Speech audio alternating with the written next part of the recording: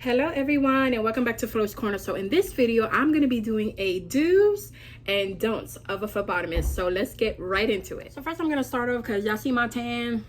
Your girl was out at the pool, and don't mind my mouth because I was just drinking some of my red Kool-Aid. But anywho, let's get into it. So here I'm going to be reading off my paper with my notes and things on it. So if you guys see me looking down, I'm looking at my notes. So our first do is always wash your hands and change your gloves. The don't is never wash your gloves or reuse the same pair. Just discard them. Our second do is to use the needle and discard immediately into the sharps bin. Do not recap needles and do not reuse needles even on the same patient. Our third do is draw the needle and then label your tubes. Do not label your tubes before collecting the blood. Our fourth do, after 2 sticks on a patient, if you can't successfully draw the blood, ask for help or backup. Don't stick more than 2 times because most patients normally will get angry after the first stick if it wasn't successful, but definitely after the second time, they're done. So just call for backup, ask for help. Go now. Oh. Hey girl. Why is she looking at me like that? She was alone for the put her. Where are you going? Bye. Where are you going, girl? Say hello to everyone. Hi. I'll say hello to her. Cause she just go on her bed already. I don't fucking get it. Our fifth do, draw from veins only. Don't ever draw from an artery. Arteries have thick walls and they are definitely around a lot of nerves and associated with nerves, and drawing from an artery can be very painful for a patient and cause nerve damage. Our sixth do, collect your blood in the right tubes. Do not ever decant blood from one bottle to the other. Decant just means pouring a liquid into another container, and pretty much that's what it means with the blood draw as well. If you notice that you've drawn the wrong tube, do not pop open one tube and pour it into the other. This is very crucial because you can contaminate specimens because of the different additives in certain tubes, and if you're pouring it into another tube with another additive on there, you're gonna mess up the results for the patient. So please do not ever do that. Be honest with yourself. If you know that you forgot to draw a certain tube or you drew the wrong tube, then let your supervisor know what you have done, and we're gonna have to get this patient back for a redraw or however. Integrity is always key. Our seventh do, learn and embed in your brain the order of draw for phlebotomy. The order of draw in layman terms is just a chart that normally tells you when you are drawing the blood in different tubes, which tube goes first. Now I will show you the tube, which is the color of the tubes, and it will also show you what type of additives are in these certain tubes. So you have to follow and literally embed this in your head as a phlebotomist, because you don't want to draw wrong in the wrong order. Use the order of draw when you are drawing blood from patients. It is a way that helps to really get the test results as accurate as possible. If you don't use the order of draw, there is a lot of cross-contamination that can happen with this blood work, which can also affect the diagnosis of a patient because it wasn't drawn properly. So they found out that the test came back this way when it was supposed to come back that way, or however. Stuff like that is really bad because it really messes with a lot of medical decisions by the doctors and the physicians and the nurses because the blood work wasn't correct. And it also will postpone a lot of treatment for these patients, which will kind of just mess them up in a way. So you have to really follow your order of draw when you are drawing blood from patients. Number 8 is to report any accidents.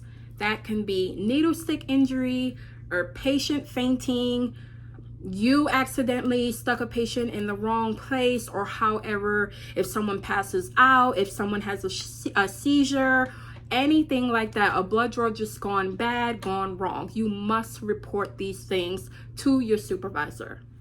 Do not wait and not say anything. If you had a needle stick injury and you accidentally got punctured, you don't want to wait, because there are so much things out there that is exposure and just terrible injuries that can just escalate all the way to the top. And you do not want that if you did not have the motive to actually report these things. Always get yourself checked out, and anything that happens with the patients definitely needs to be reported at all times, whether to the nurses, the physicians, anyone in that patient's care. You need to let them know what happened to this patient.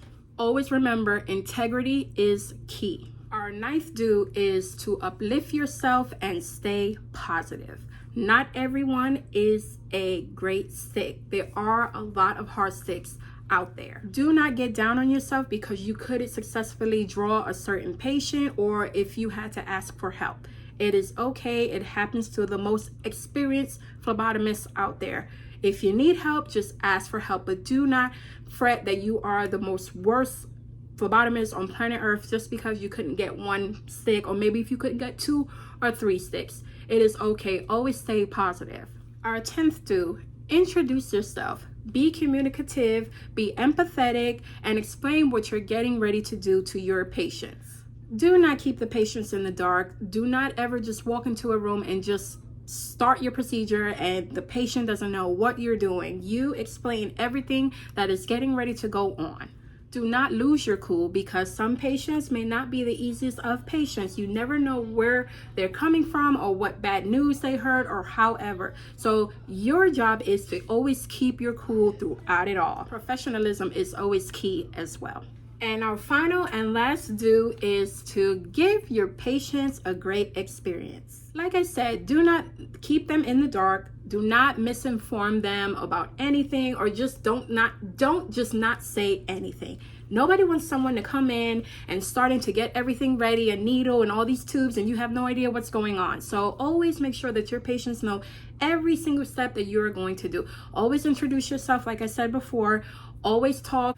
You can always answer their questions and anything like that. Now, everyone may not be the most greatest patients on planet Earth. That's just us as humans. Not everyone is such a nice person.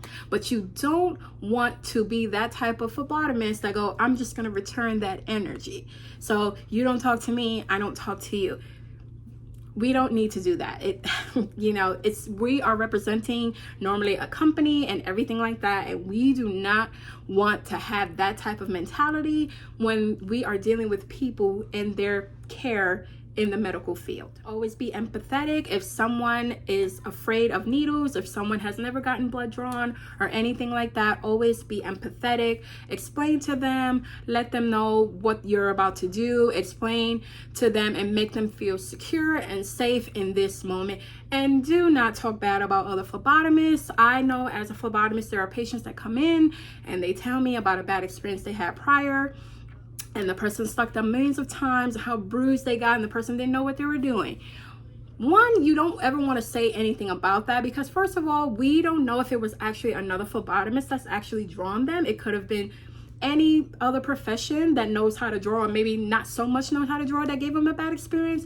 But you don't want to go, well, yeah, that's right, the person didn't know what they were doing. Just don't. Just explain, my apologies for your bad experience, but I'm gonna do this and I'm gonna do that and however, and you'll make it a great experience for them throughout it all. Some patients like to be talked to, some patients like quietness when it's getting done. So just figure out your patient at that moment and you will do great. But I hope this video was helpful. These are just my little personal list that I decided to put together as a do's and don'ts of being a phlebotomist, from myself being a phlebotomist. And I hope this was very helpful for anyone who just had a little bit of unsurety about a lot of stuff. Hopefully this brought some clarity to you. But I thank you all for tuning in, and I hope to see you all in my next video. Bye.